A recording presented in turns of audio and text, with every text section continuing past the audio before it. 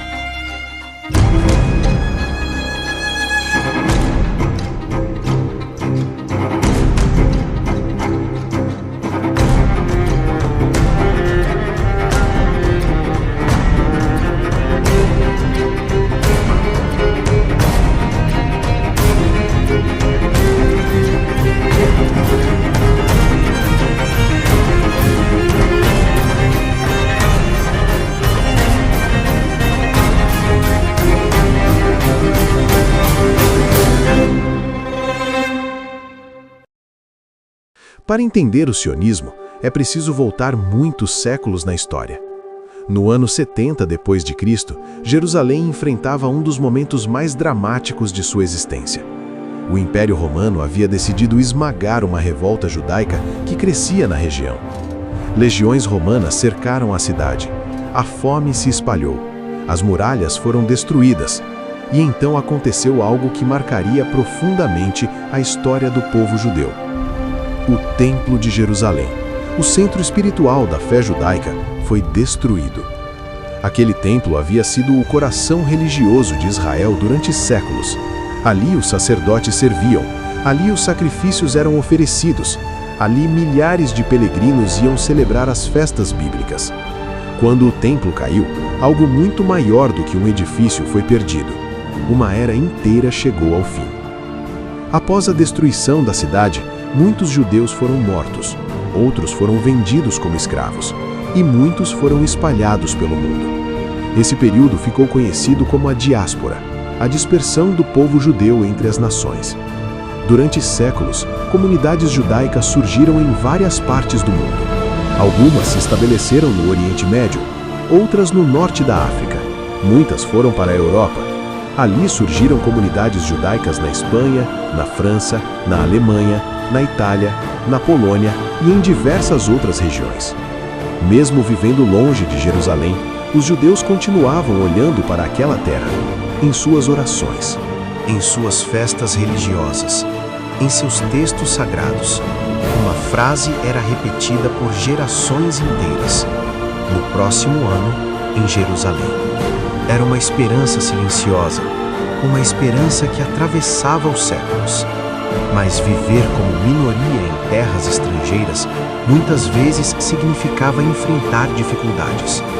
Em alguns períodos da história europeia, os judeus foram expulsos de cidades inteiras. Em outros momentos, foram obrigados a viver em bairros separados.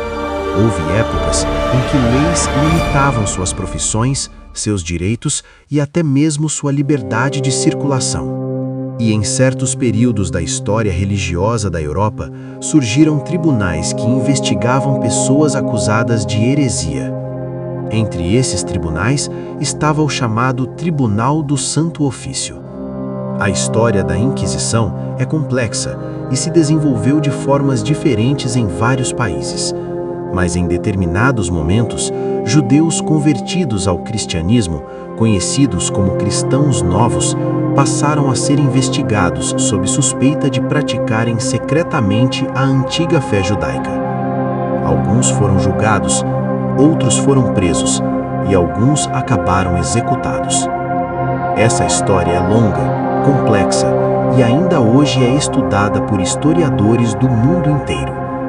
Em episódios futuros do TCN Insight, esse tema será explorado com muito mais profundidade. Ao longo dos séculos, muitos judeus aprenderam a sobreviver em meio às dificuldades.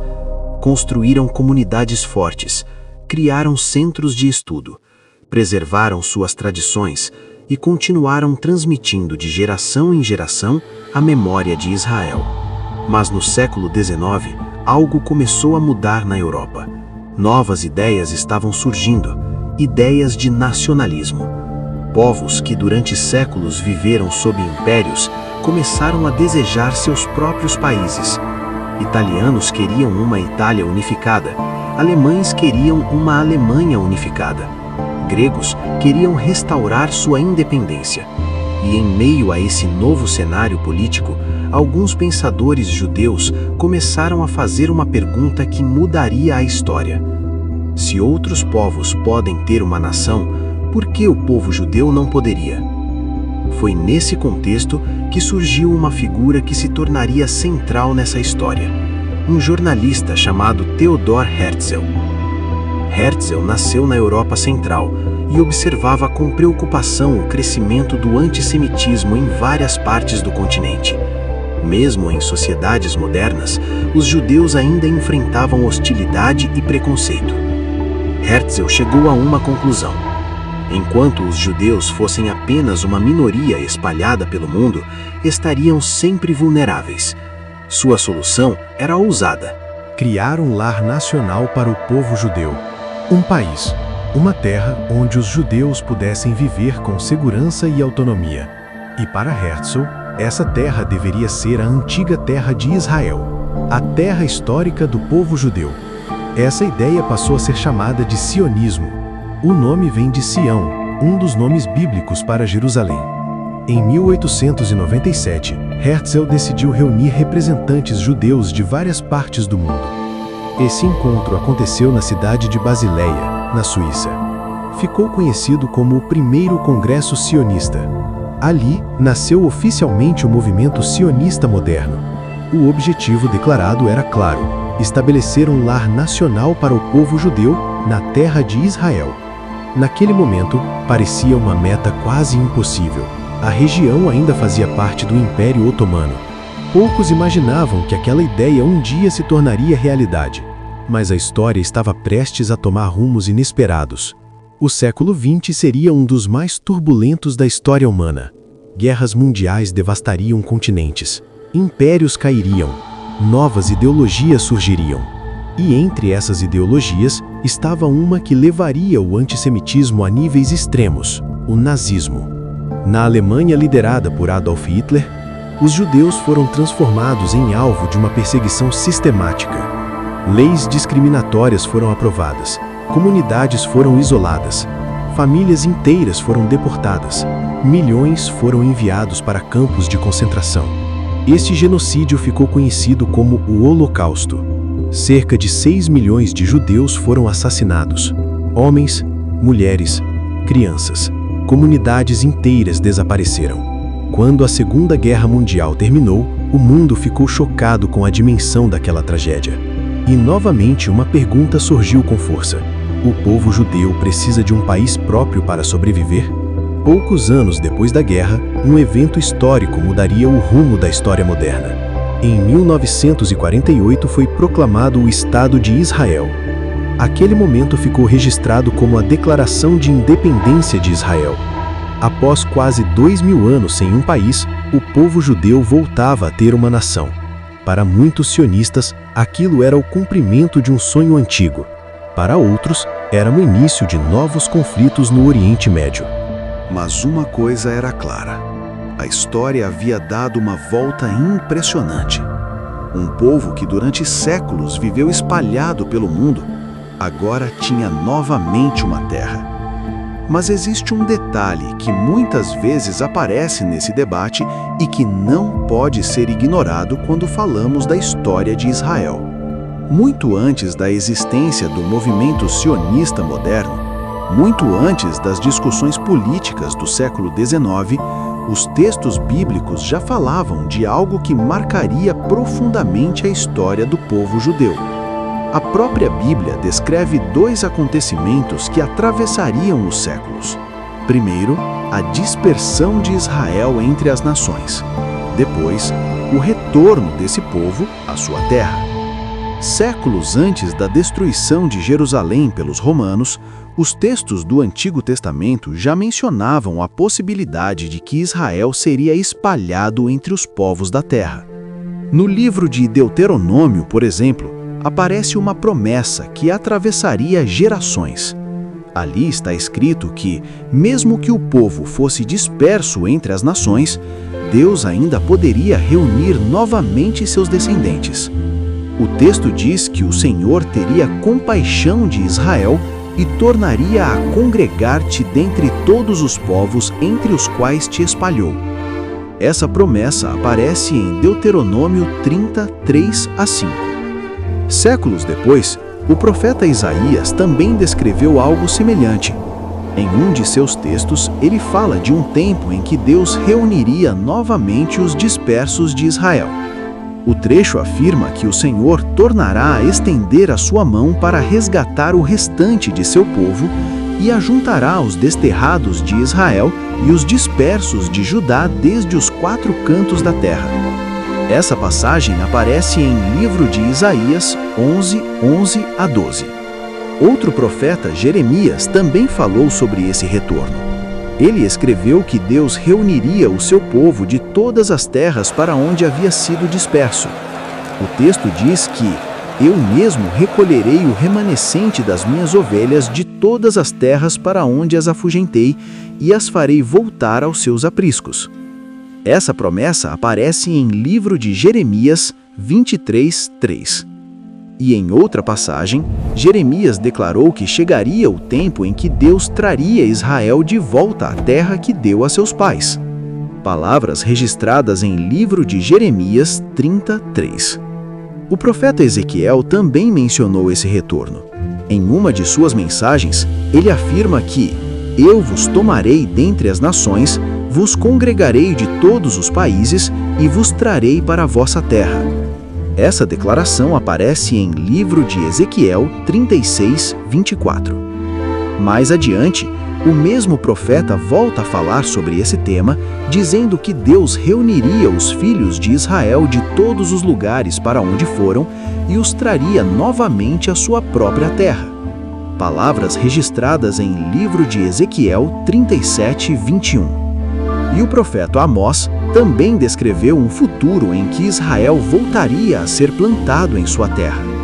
No texto, Deus declara: plantá-los-ei em sua terra e nunca mais serão arrancados da terra que lhes dei. Essa promessa aparece em livro de Amós 9, 14 e 15. Para muitos estudiosos da Bíblia, essas passagens descrevem um padrão curioso na história de Israel. Primeiro, a dispersão. Depois, a reunião. Primeiro o exílio, depois o retorno. Ao longo dos séculos, essas palavras permaneceram registradas nas Escrituras. Durante gerações inteiras, judeus espalhados pela Europa, pelo Oriente Médio e pelo norte da África continuaram lendo esses textos. Continuaram orando em direção a Jerusalém. Continuaram preservando a esperança de voltar à terra de seus antepassados. Séculos depois, quando surgiu o movimento sionista na Europa e começou a falar sobre o retorno dos judeus à terra de Israel, alguns passaram a enxergar uma conexão entre aqueles textos antigos e os acontecimentos da história moderna. Para alguns, o sionismo seria apenas um movimento político nacionalista surgido no século XIX. Para outros, porém, ele também poderia ser visto como parte de uma história muito mais antiga. Uma história que já estava registrada nas páginas da própria Bíblia. Para muitos cristãos, essa história também levanta reflexões bíblicas importantes. A Bíblia fala de promessas feitas a Abraão, promessas relacionadas à sua descendência, promessas relacionadas à terra de Israel. Abraão gerou Isaque, Isaque gerou Jacó, e Jacó passou a ser chamado de Israel. Dele vieram as 12 tribos. Ao longo de toda a narrativa bíblica, a terra de Israel aparece ligada à história desse povo. No Novo Testamento, algumas interpretações teológicas surgiram ao longo dos séculos. Alguns defendem que a Igreja substituiu Israel.